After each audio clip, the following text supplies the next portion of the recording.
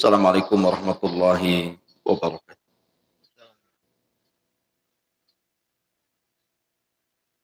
Alhamdulillah wassalatu wassalamu ala Rasulillah wa ala alihi wa sahbihi wa mawalah wa la hawla wa la quwata illa billahi wa ba'du. Alhamdulillah di pagi hari ini kita bisa melanjutkan kajian kita masih membahas kitab hadis Arba'in Nawawi karya Al-Imam An-Nawawi rahimahullahu taala. Salawat dan salam demi keberkahan majelis kita hadiahkan kepada Rasul kita Nabi besar Muhammad sallallahu alaihi wasallam. Kita masih pada penggalan hadis Jibril dan kita masuk pada pertanyaan Jibril kepada Nabi sallallahu alaihi wasallam, qala fa akhbirni 'anil ihsan. Qala an ta'budallaha ka'annaka tarahu fa in lam takun tarahu fa innahu yaraka. Kabarkan kepadaku ya Muhammad tentang ihsan. Apa itu ihsan? Maka Rasul mengatakan, engkau beribadah kepada Allah seolah-olah engkau melihat Allah. Jika engkau tidak bisa seolah-olah melihatnya, maka yakinilah Allah melihatnya.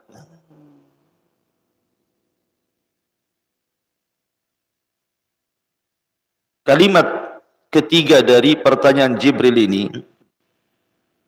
adalah tingkatan tertinggi dari maratibil Islam. Oh, Islam itu memiliki 3 martabat, tingkatan-tingkatan. Pertama Islam, yang kedua iman, dan yang paling tinggi ihsan, atau disebut dengan muraqabatullah, merasa diawasi Allah.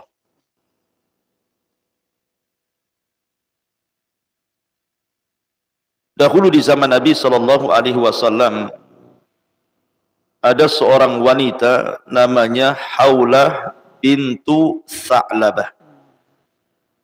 Haulah bintu Sa'labah, atau dikenal dengan Haulah bintu Hakim.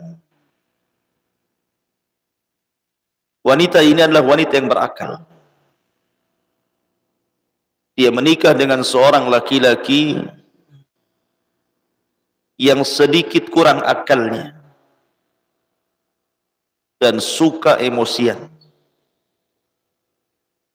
Tapi Haulah ini wanita sabar.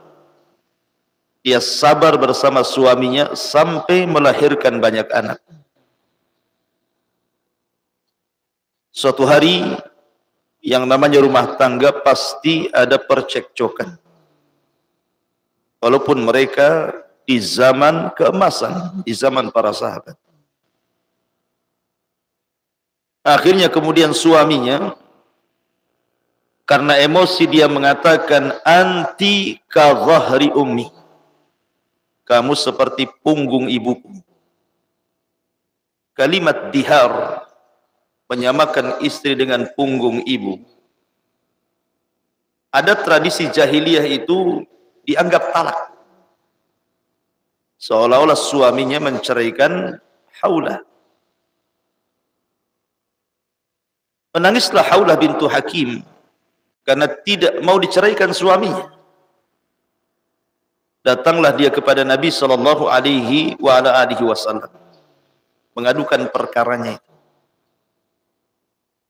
Maka Nabi sallallahu alaihi wasallam, karena ketika itu belum ada wahyu tentang ayat dihar, maka Rasul menyamakan hukumnya seperti hukum jahiliyah. Artinya mengikuti adat tradisi yang berlaku, bahwa kalimat anti ka dhahri ummi adalah cerai, talak. Maka Haulah terus datang kepada Rasul menangis untuk dicarikan solusinya dan dia tidak mau bercerai dengan suaminya.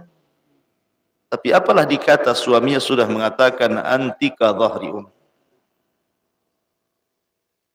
Maka Haulah terus berdoa kepada Allah Azza wa Jalla agar dicarikan solusi.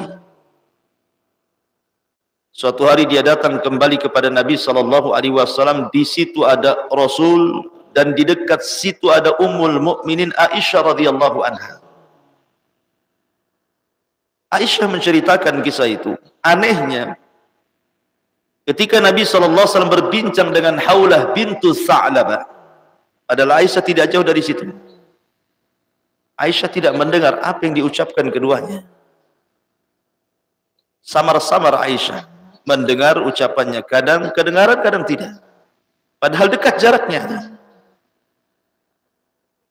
Rupanya Allah Subhanahu wa taala sedang menurunkan wahyu kepada Rasul, solusi kepada Haulah bintu Hakim.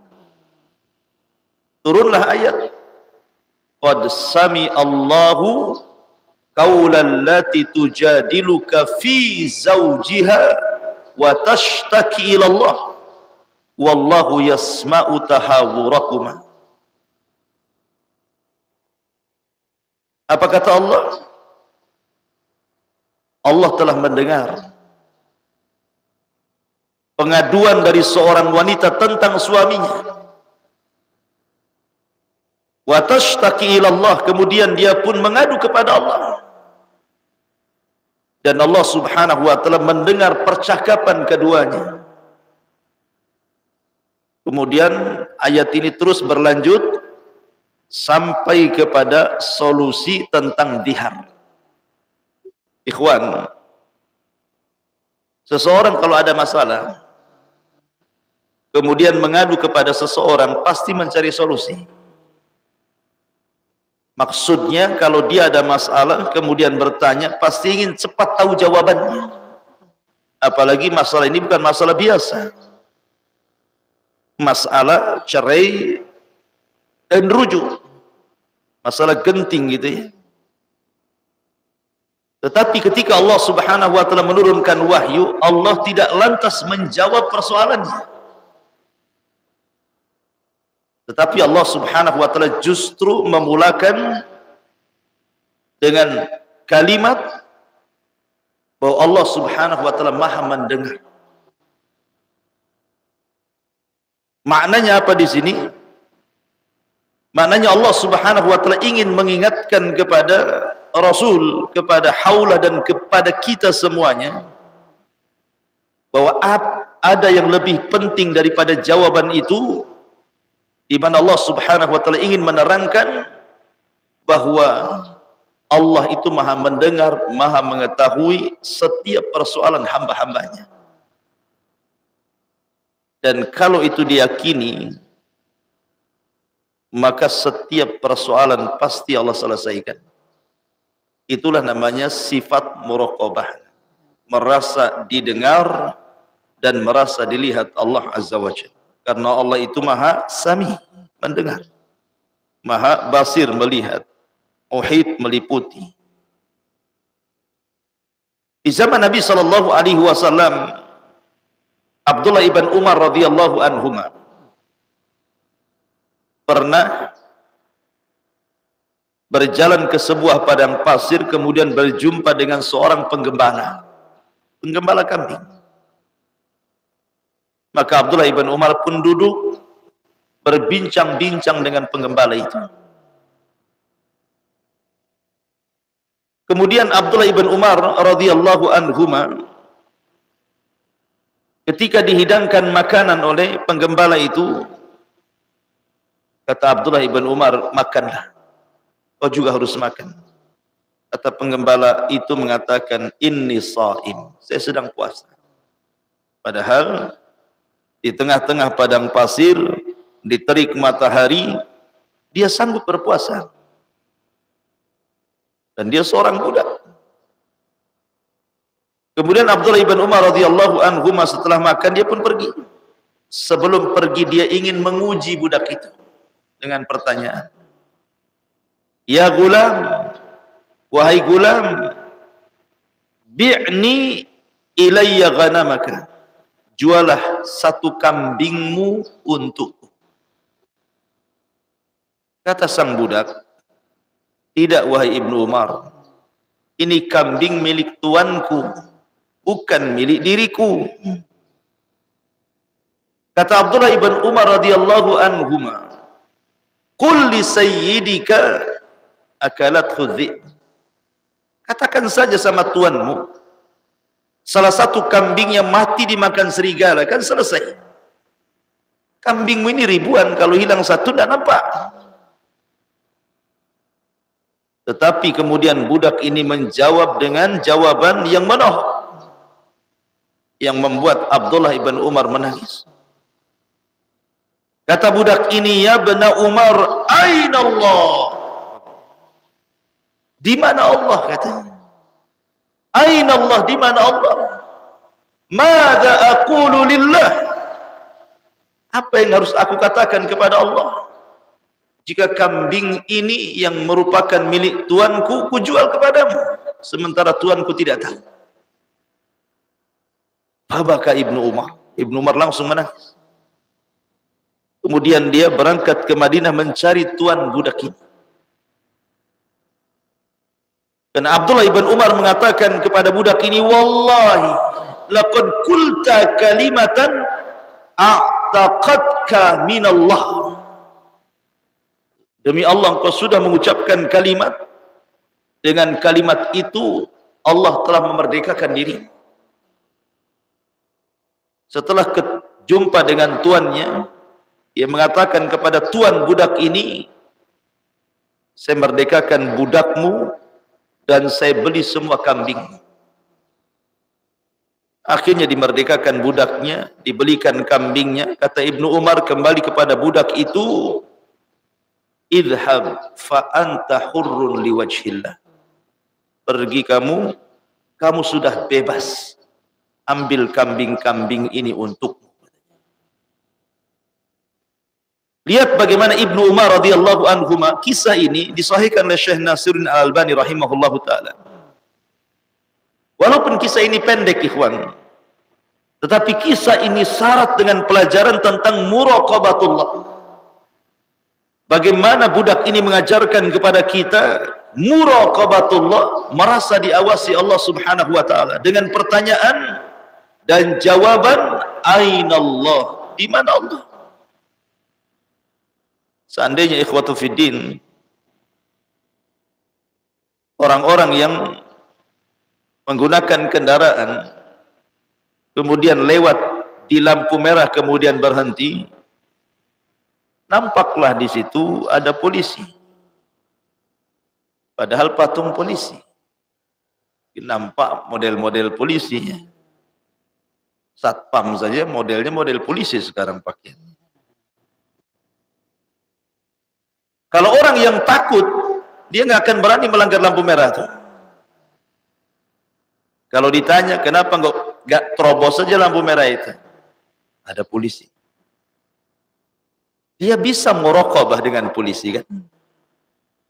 Takut dia melanggar lampu merah, kenapa? Ada polisi katanya. Kalau seandainya ikhwatu fiddin, muraqabah ini diterapkan pada semua lini pekerjaan, seorang pekerja bisa rajin kalau pemiliknya melihatnya. Seorang pekerja merasa rajin ketika dilihat oleh atasannya.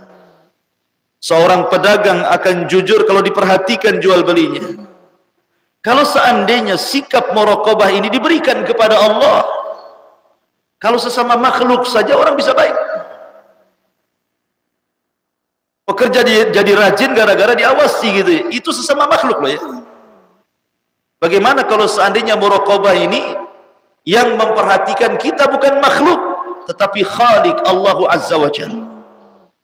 Saya yakin orang yang muraqabah itu terlahir menjadi orang-orang yang jujur, orang-orang yang amanah, dan orang-orang yang bertanggung jawab. Tak mungkin tidak akan melahirkan orang-orang seperti ini kalau tertanam muraqabatullah, seolah-olah kita melihat Allah kalaupun tidak yakini Allah melihat kita. kita akan jujur tuh. Apalagi di zaman sekarang kejujuran itu sudah langka. Jangan lagi di zaman sekarang, di zaman Umar. Umar ini mungkin bahasa kitanya sedang belusukan. Tapi belusukannya Umar malam-malam dan tidak bawa wartawan. Malam dia. Jadi di zaman Umar bin Khattab radhiyallahu an, namanya Madinah itu kan pusat ibu kota. Kalau di Indonesia ini ya Jakartanya. Biasanya kalau di Jakarta itu kan tempat mengadu nasib orang-orang di daerah pada ke Jakarta untuk merubah nasib. Begitulah posisi ibu kota sejak zaman dulu. Banyak dari daerah-daerah datang ke Madinah untuk mengadu nasib. Tapi Umar ini pemimpin yang adil. Dia menyediakan tenda-tenda banyak di padang pasir itu. Kemudian disediakan kepada para pengadu nasib yang datang dari daerah-daerah itu. Disediakan tempat tinggal. Dan dicukupi lampunya. Jadi Umar radhiyallahu an, kalau malam-malam mengintai, melihat, belusukan, bagaimana kondisi rakyatnya. Karena jatah lampu itu dijatah jam sekian mati. Dan itu jatah pemerintah. Maka semua waktunya mati-mati. Tetapi Umar heran dengan satu tenda, kok lampunya belum mati, masih hidup. Maka Umar pun mendekati tenda itu. Rupanya di dalam tenda itu ada percakapan dua wanita, satu ibu dan satu putrinya. Ibunya mengatakan kepada putrinya, "Nah, besok kita jualan susu. Bagaimana kalau seandainya kita campur susu ini dengan air supaya banyak untungnya?" Yang namanya kecurangan dalam jual beli itu modelnya sama saja. Dari dulu sampai sekarang campur-campuran. Jual salak, atasnya salak pondok, bawahnya tah salak apa gitu. Katanya jeruk ini jeruk beras tagi, atasnya, bawahnya tah apa jeruk-jeruk nggak jelas yang busuk-busuk itu kan. Yang dibelah semangka itu manis. Yang enggak dibelah rupanya dikasih pewarna. Kan enggak tahu kita. Itulah memang penipuan dari dulu, memang begitu, main campur-campur kan. Yang baik dengan yang buruk dicampur-campur. Akhirnya kemudian kata wanita itu, kata anak gadisnya ini mengatakan, "Wahai ibunda, jangan, aturan negara Amirul Mukminin melarang tidak boleh curang dalam berdagang." Kata ibunya, "Nak, bukankah Amirul Mukminin tidak melihat dan tidak mendengar?" Enggak sadar Umar di samping tenda. Tetapi wanita ini memang terdidik menjadi wanita muraqabah. Dia mengatakan, "Bu, sekalipun Umar tidak melihat, tidak mendengar, Umar itu punya Tuhan. Dan Tuhannya Umar yarana, sedang melihat kita." Umar mendengar kalimat gadis itu, geleng-geleng kepala. Kok masih ada wanita yang jujur? Itu di zaman Umar yang jujur saja langka. Akhirnya Umar pun pulang. Dikumpulkan semua anak laki-lakinya, Abdullah ibn Umar, Qasim ibn Umar dan yang lainnya, Asim ibn Umar dan yang lainnya. Akhirnya kemudian berdirilah salah satu putra Umar, Asim ibn Umar radhiyallahu an, berdiri dan mengatakan, "Ada apa wahai ayahanda?" Kata Umar ibn Khattab, "Kau harus menikah." "Menikah dengan siapa wahai abi?" "Menikah dengan bibit unggul," katanya. Menikah dengan bibit unggul, ini wanita jujur, harus menikah dengan dia. Zaman dulu anak-anak jarang durhaka kepada orang tua. Atau orang tua menikah, yang menikahlah. Anak sekarang mana mau dijodohkan kayak gitu. Enggak lah, Sudah ada di Facebook. Zaman sekarang. Sudah dapat di Google. Jodoh saya sudah COD katanya. Di zaman sekarang ya. Mana mau orang tua dijodohkan orang tua. Akhirnya menikahlah Asim ibn Umar dengan wanita itu. Datang Umar ke tenda wanita itu. Apa enggak kaget tuh wanita itu. Dan mengatakan, ya Amirul Mukminin, saya tidak curang dalam berdagang. Saya tidak jadi mencampur air susu dengan air. Gitu. Sangganya mau nangkap, merazia. Kata Umar, bukan. Aku hendak melamar putri. Bayangkan coba. Umar ini seorang khalifah. Orang nomor 1. Kekuasaannya terbentang Persia dan Romawi. Tapi menjodohkan anaknya dengan anak ruli bahasa kitanya. Hidup di tenda-tenda pengungsian. Karena di zaman itu barometer bukan dunia. Tapi ketakwaan. Sebagaimana sabda Nabi SAW, fadfar bidzatid dini taribat yadak. Ambil yang paling baik agamanya, beruntung kamu. Idza ja'akum man tardawna dinahu wa khuluquhu fazawwijuhu illam takun fitnatun wa fasadun arid. Kalau ada orang yang datang kepadamu meminta anakmu dan dia baik agama dan akhlaknya, nikahkan dengan dia. Kalau tidak, pasti terjadi fitnah dan kerusakan di permukaan bumi. Maka Umar pun melamar anak gadis itu. Menikahlah anak gadis itu dengan Asim ibn Umar. Lahirlah Laila, anak perempuan. Dari Laila inilah lahir khalifah besar, Umar ibn Abdul Aziz.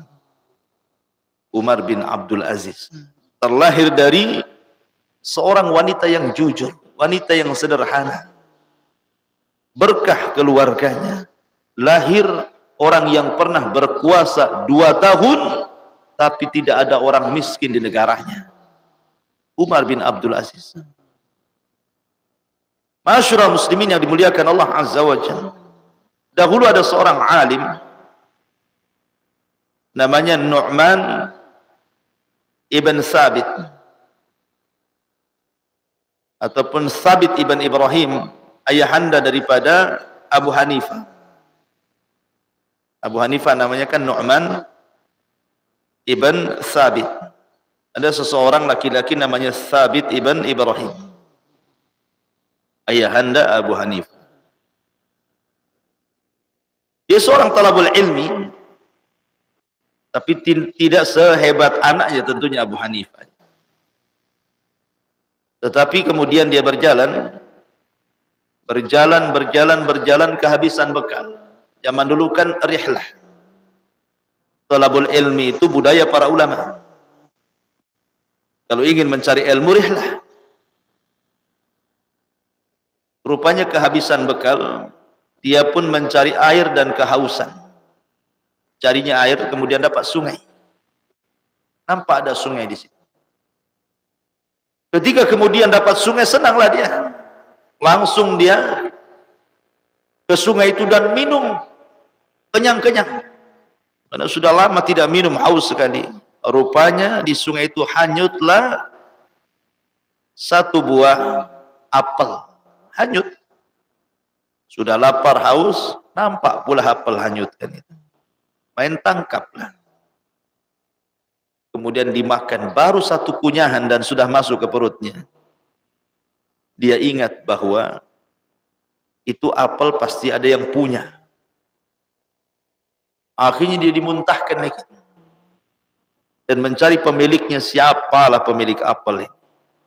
Takut dia kepada Allah. Kenapa? Muraqabah. Disusurinya sungai itu sampai kepada kebun apel. Setelah tahu kebunnya, dia cari pemiliknya.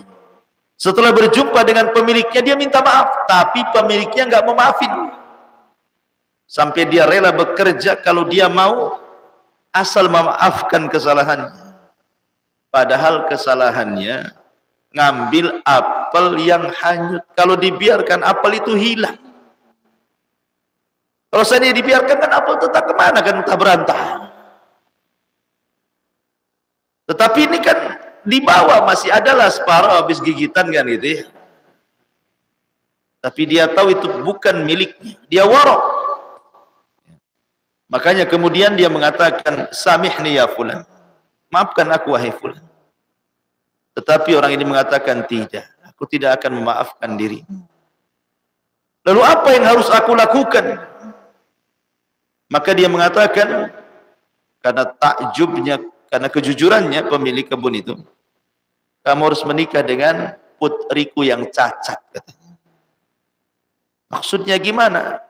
Aku punya putri, matanya buta, telinganya tuli, kemudian tangannya tidak bisa bergerak, dan kakinya lumpuh. Geleng-geleng kepala, ya Tuhan, yang lain lah. Masa gara-gara makan apel sedikit kok berat kali hukumannya. Menikah dengan anaknya yang cacat gitu kan. Kira-kira kalau posisi ini tolabul ilmi ini antum, langsung pergi antum. Ini orang gila ini kan. Mau minta maaf baik-baik kok nggak dimaafin, ya udahlah kan, itu balik. Itu kalau posisi antum. Atau mungkin nggak dicari, dimakan lah apel. Kalau itu ngadang lagi. Kok lama nih kan itu ya. Atau didatangi, mungkin dilempar batu tuh. Lebih parah lagi itu. Tetapi karena ini thalabul ilmi, zaman dulu kan thalabul ilmi kan takut kepada Allah luar biasa. Terpaksa lah, ya sudah, kalau itu solusinya apalah dikata. Menikahlah kemudian dengan anaknya yang cacat. Zaman sekarang kan menikah kan nampak tuh ceweknya, akhwatnya kan. Zaman dulu kan tak nampak, ya, antara wali dengan mempelai laki-laki saja lah. Angkah tu kasih nikahkan engkau gitu, dengan mahar seperangkat alat masjid dibayar tunai. Sah-sah kan ya. Banyak kali alat masjid orang lah, kipas semua kena. Jadi akhirnya kemudian ketika disuruh menemui putrinya, dia pun mengucapkan salam, assalamualaikum. Karena di balik tabir, tiba-tiba wanita ini mengucapkan salam, waalaikumsalam lah. Katanya, isu, kenapa pula dia bisa bicara? Kemudian dia masuk, rupanya dia mendapatkan wanita yang sangat cantik. Dia tidak bisu, dia tidak tuli, dia tidak buta, dia tidak cacat. Wanita yang sangat cantik dan seorang wanita yang alimah. Bayangkan. Jadi dia mengatakan kepada wanita itu, kenapa bapakmu mengatakan kau tuli, kau buta, kau bisu, kau cacat, kau lumpuh gitu kan? Kata wanita ini, ya, karena aku tidak pernah melihat kecuali yang dihalalkan. Tidak pernah mendengar kecuali yang boleh didengar, tidak pernah bicara kecuali yang baik, tidak pernah melangkahkan kaki kecuali ke tempat-tempat baik. Selain itu aku tuli, aku bisu, aku buta, dan aku lumpuh. Kalau diarahkan ke yang haram. Maka dari pernikahan ini lahirlah Abu Hanifah. Ya, jadi ulama besar. Sama dengan kisah Sufyan Ats-Tsauri. Sufyan Ats-Tsauri kan Pak RT. Sufyan Ats-Tsauri. Sufyan Ats-Tsauri, ikhwan, itu terkesan seolah panitia hari kiamat. Dia sanggup kemudian memprediksi, menakut-nakuti orang seolah-olah kiamat sudah dekat. Waktu kemarin heboh-heboh tanggal 17 Ramadan akan terjadi dukhon. Tanggal 15 Ramadan akan terjadi dukhon, langit akan menggelap, dan itu sudah viral. Bukan viral lagi, viral mungkin bahasanya. Saking viralnya. Jadi adalah kawan di Tiban Kampung itu. Cerita, orang awam. Sholat pun kadang sholat, kadang tidak. Dia cerita, Ustaz. Semalam saya tak boleh tidur sama istri katanya. Itu pada tanggal 15 Ramadan tuh. Akhirnya ya saya tak tidurlah, dimarahi istri katanya. Tidak boleh juga saya tinggal dalam rumah di teras. Paksalah saya minum kopi satu dengan udutnya, dengan rokoknya itu. Sampai subuh katanya. Kenapa? Emangnya ada apa? Jadi ronda saya bilang. Tidak, jadi saya bilang apa? Malam ini akan kiamat. Malam ini akan kiamat. Apalah istriku katanya. Bayangkan. Sampailah orang awam terpengaruh dengan viralnya berita itu. Tapi lewat 15 tahun tak ada apa-apa. Segitunya orang ketakutan hari kiamat. Sampai ada cerita itu, satu desa di mana, di Jawa atau di mana, ngungsi kan, gara-gara kabar kiamat.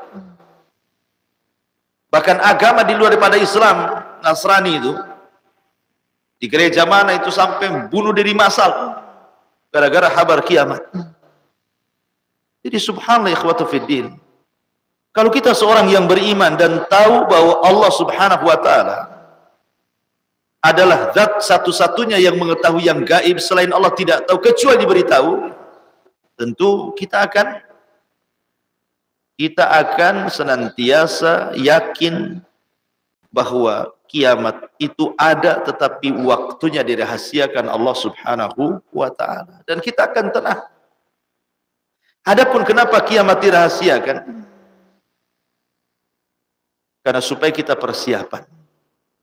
Sesuatu yang disembunyikan itu agar kita persiapan. Makanya Rasul mengatakan, wa ma'adadtalah, apa yang kau siapkan? Karena kiamat tidak diberitahu waktunya, hanya diberitahu harinya saja, Jumat, supaya kita persiapan. Dan Allah mengatakan, wa tazawwadu fa inna khaira zadi taqwa. Dan berbekalah kalian, dan sebaik-baik bekal adalah taqwallahi azza wa jalla.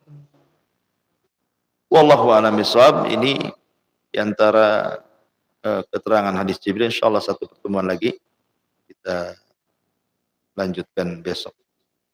Subhanaka wa bihamdika asyhadu an la ilaha illa anta astaghfiruka wa atubu ilaik. Allahu ta'ala. Assalamualaikum warahmatullahi wabarakatuh.